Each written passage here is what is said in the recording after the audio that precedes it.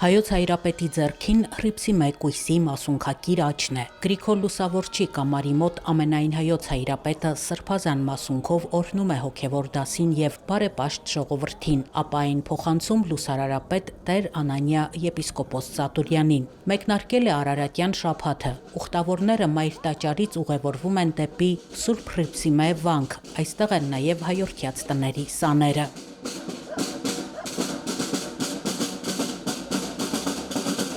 Արարատյան շաբաթը ներառում է Հայաստանում քրիստոնեության ընդունման ժամանակաշրջանը։ Երկուշաբթի օրը նշվում է Հռիփսիմյանց կույսերի հիշատակությունը, երեքշաբթի Գայանյանց, հինգշաբթին Շողակաթի օրն է, նույն օրը հիշատակությունն է Հովհաննես Մկրտչի եւ Սուրբ Աթանագինե եպիսկոպոսի, որոնց մասունքները լուսավորիչն էր իր հետ բերել Հայաստան։ Շաբաթ օրը Խորվիրապից լուսավորչի դուրս գալու հիշատակության օրն է։ Արարատյան շաբաթը ավարտվում է Կիրակի օրը, կաթողիկե Սուրբ Էջմիածնի տոնով։ Արարատյան շաբաթը,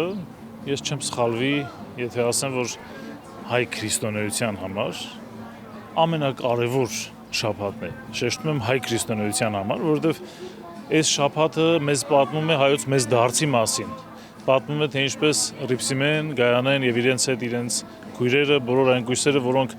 ինչպես շարականագիրն է ասում, անձինք նվիրյալ էին սիրուն Քրիստոսի, այսինքն մարդիկ էին անձինք են, ովքեր իրենց կյանքը նվիրել էին Քրիստոսի սիրուն։ Պատմում է Արարատյան շաբաթը այս մարդկանց Հայաստան գալու, այստեղ հավատքի նահատակությամբ պատճառ դառնալու հայ եկեղեցու ավելի մեծ տարածման եւ հայոց մեջ պետական ստատուս ստանալու, որովհետեւ մինչ այդ մենք գիտենք, որ Թադեոս եւ Բարդողոմեոս առաքյալները Հայաստանում քարոզել են եւ այս եկեղեցու հիմնադիրները առաքյալներն են, բայց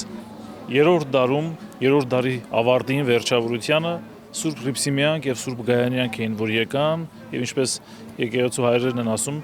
արյուն նահատակած հիմն եկեղեցու, նահատակների արյունը դարձավ այս եկեղեցու հիմքը։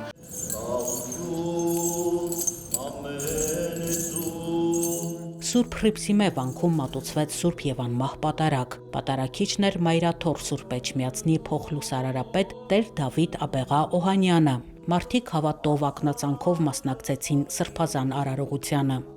Ես Նորան եմ, Առինջ գյուղի Սուրբ Հովհաննես Մկրտիչ եկեղեցու երիտասարդներից։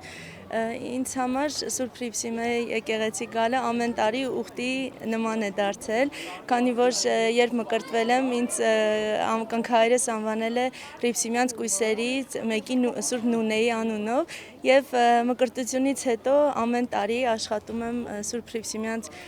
կույսերի տոնին գալ Սուրբ Հռիփսիմե վանք եւ Արարատյան շաբաթը նաեւ կարեւոր է ինձ համար ինչ առումով, քանի որ հոգևոր զարթոնքի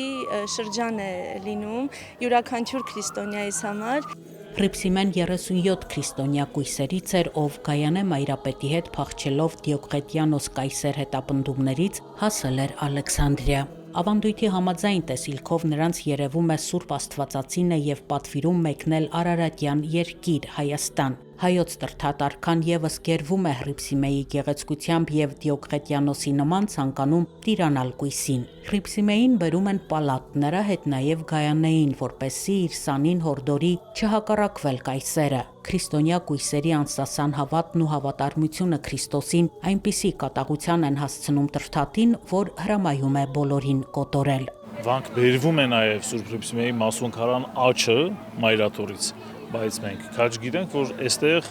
Սուրբ Հռիփսիմեի տաճարում իր մասունքարանն է պահվում ամփոփված ուրեմն աչյունի մեջ, շիրիմի մեջ, որտեղ որ 3 կաթողիկոսների կնիքով հաստատված մասունքարանը կա, որ դեռևս Գրիգոր Լուսավորչի ժամանակվանից է ուրեմն հաստատված, որտեղ առաջինը լուսավորիչն է, որ հավաքում է սուրբերի մասունքները, ամփոփում եւ կնքում։ Սուրբ Հռիփսիմեի տաճարը ամենահին հայերեն արձանագրությունն ունեցող այս տարածաշրջանում, գոնե Արարատյան դաշտում, Մայրաթորից եւ Գայանեից նույնիսկ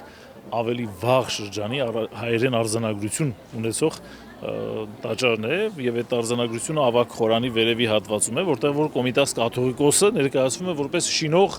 Սուրբ Հռիփսիմեի տաճարի կառուցող է ներկայացված։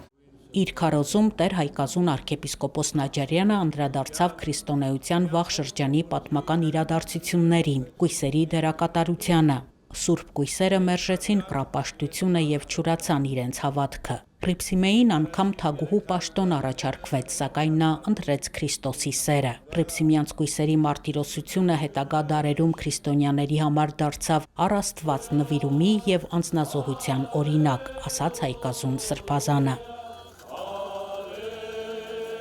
Պատարագի ավարտին սրբուհու մասունքագիր աչով կատարվեց անդաստանի կարգ։